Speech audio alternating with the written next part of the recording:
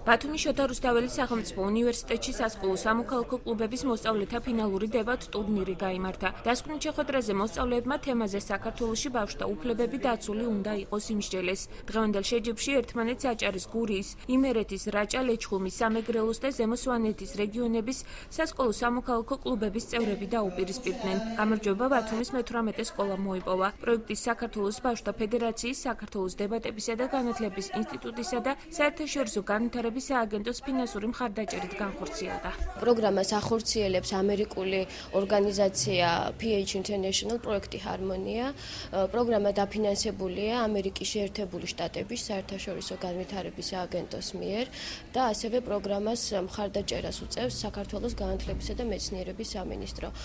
პროგრამის ძირითადი მიზანია ქართველი მოსწავლე ახალგაზრდობის აქტიურ კარგ მოქალაქეებად ჩამოყალიბება, მათი აქტიური ჩართვა დემოკრატიული საზოგადოების მშენებლობის პროცესში. ჩვენ ვთამაშობთ პოლიტიკურ დებატებს, ყავს ორი გუნდი, მტკიცებითი და უარმყოფელი. მტკიცებითი გუნდი დახატავს პრობლემას, რომ ეს პრობლემა ნამდვილად აქტუალურია და თავაზობს თავისი გეგმას, თუ როგორ უნდა მოგვარდეს ეს პრობლემა. უარმყოფელი გუნდი კი ცდილობს შეეკამათოს მტკიცების თავის გეგმაში და ბოლოს მივდივართ დასკვნამდე, რომ ან იმარჯვებს მტკიცებითი გუნდის მიერ წარმოდგენილი გეგმა, ან მარცხდება.